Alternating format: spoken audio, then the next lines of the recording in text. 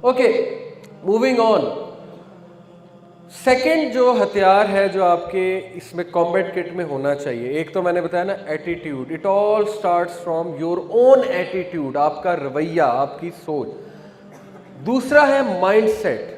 आपका माइंडसेट क्या है, आपने अपने माइंडसेट को डेवलप कैसे किया, और इसमें बहुत सी बुनियादी चीजें हैं जिनमें से दो मैं आपसे डिस्कस करूंगा।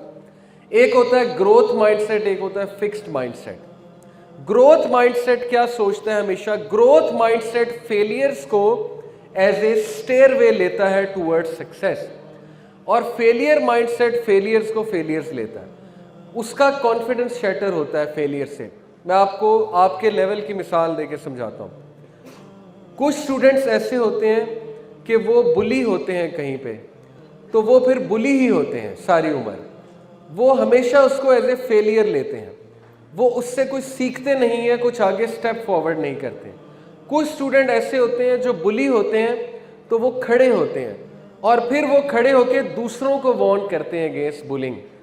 जैसे कि कोई लड़का बुली हो रहा है तो वो कैंपेन चलाना शुरू कर देगा, अगर वो ग्रोथ माइंडसेट वाला है, वो पूरे स्कूल में कैंपेन रन करेगा एंटी बुलिंग।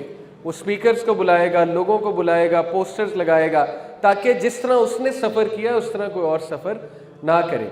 तो ग्रोथ माइंडसेट वाले जो लोग होते हैं वो अपनी सफरिंग को अपनी प्रोडक्टिविटी में चेंज करते हैं। ये है ग्रोथ माइंडसेट, क्योंकि सफ़र तो होना है, सफरिंग हर एक की लाइफ में कुछ ना कुछ है।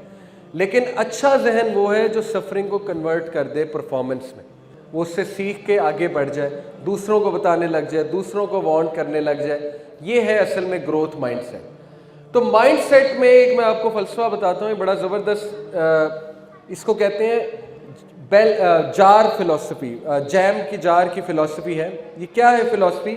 जॉन मैक्सवेल ने अपनी one of the rules of leadership में लिखा है कि माइंडसेट इस जार के ढकने की तरह और इस जार की तरह है। जैसे जैसे इंसान की मैच्योरिटी होती जाती है उसके माइंड की, वो मैच्योर होता जाता है, सीखता जाता है, उसका विजन बढ़ता जाता है, उसकी सोच बढ़ती जाती है, वो हालात को सही से इंटरप्रेट करना शुरू कर देता है, वो बड़ा सोचना शुरू कर देता है, वगैरह वगैरह। वैसे वैसे इस जार का कद बढ़ता जाता है, इसका साइज बढ़ता जाता है। और जैसे जैसे जार का साइज बढ़ेगा तो आप खड़े होना शुरू हो जाएंगे, लेकिन जितना जार का साइज छोटा होगा आपको दब के बैठना पड़ेगा। तो सोच, it all begins from your thinking, from your mindset, कि आपकी सोच क्या है। और सोच के हवाले से मैं दो तीन चीज़ें आपको बताता हूँ।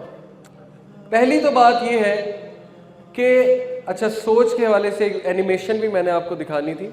This is an animation of the brain, और ये वहाँ से आपको प्ले करनी पड़ेगी। आपको ये पता होना चाहिए कि आपके ब्रेन में नर्व सेल्स होते हैं जिनको हम कहते हैं न्यूरॉन्स। ये न्यूरॉन्स, मिलियन और बिलियन ऑफ न्यूरॉन्स कनेक्शन बनाते हैं आपस में। जब एक थॉट उजागर होता है ना ब्रेन में, उस थॉट के पाथवेज बनना शुरू हो जाते हैं। ये मैं आपको साइंस ऑफ एडिक्शन भी समझाता हूँ। लोग क्यों एडिक्ट होते हैं, एक चीज़ के हाथों क्यों मजबूर हो जाते हैं? वो छोड़ना भी चाहते हैं, वो छोड़ नहीं सकते, वो रोज़ाना एफर्ट करते हैं, वो बार बार स्लिप हो जाते हैं, क्योंकि उस चीज़ से मुंसलिक उनका पाथवे, न्यूरॉन्स का पाथवे इतना स्ट्रॉन्ग बन चुका होता है कि मजबूरन उन्हें वहाँ जाना पड़ता है। मिसाल के तौर पे, अगर मैंने यहाँ से लेकर वो गेट तक जाना है, वो हॉल के गेट तक जाना है, और आप लोग दरमियान में बैठे हुए हैं, तो मेरे लिए जाना मुश्किल है, मुझे यूँ करके जाना पड़ेगा। लेकिन अगर आप में से कोई नहीं बैठा हुआ, पाथवे आसान है, मैं फ़ौरन चला जाऊँगा। तो न्यूरॉन्स के कनेक्शन कैसे बनते हैं? जब आप उस थॉट को एंटरटेन करते हैं, बार बार रिपीट करते हैं, रीइंफोर्स करते हैं, वो रास्ते बना लेते हैं। जब वो रास्ते बनाते हैं, इलेक्ट्रिकल सिग्नल ट्रैवल करता है, और वो इलेक्ट्रिकल सिग्नल्स आपके मसल्स को प्रॉपर मैसेज भेजता है कि ये करो। इसलिए अपने किसी भी चीज़ को सेटल ना होने दें। कॉन्सेप्ट क्या लेना है? कॉन्सेप्ट ये लेना है कि अल्लाह के नबी सल्लल्लाहु अलैहि वसल्लम ने फरमाया, follow a bad deed by a good deed. कभी भी गुनाह करके उसको सेटल नहीं होने देना, हिम्मत नहीं हारनी, चाहे वो जितना मर्जी बड़ा गुनाह है, आपने फौरन तौबा करनी है। अल्लाह के नबी सल्लल्लाहु अलैहि वसल्लम ने फरमाया 6 घंटे होते हैं, आपको पता है हदीस के मुताबिक प्रूवन है, इससे पहले कि अल्लाह उसको गुनाह लिखे फरिश्ते, 6 घंटे हैं आपके पास तौबा करने के लिए, बाद में वो लिखा जाएगा। Can you believe it? अल्लाह ने आपको इतनी लीवरेज दी है कि तौबा कर लो। इसलिए रात सोने से पहले हर चीज़ की तौबा करके सोया करें। ये ज़बरदस्त कॉन्सेप्ट है, इससे आपके न्यूरॉन के कनेक्शंस टूटेंगे। लेकिन अगर आपने उसको सेटल होने दिया, उसको बनाते रहे, उसको सोचते रहे, उस पर कैपिटलाइज करते रहे, उसको रूटीन बना लिया, तो इतने ज़बरदस्त स्ट्रॉन्ग कनेक्शंस बन जाएंगे न्यूरॉन के कि आपको वो चीज़ छोड़ना नामुमकिन हो जाएगी। इसलिए follow a bad deed by a good one.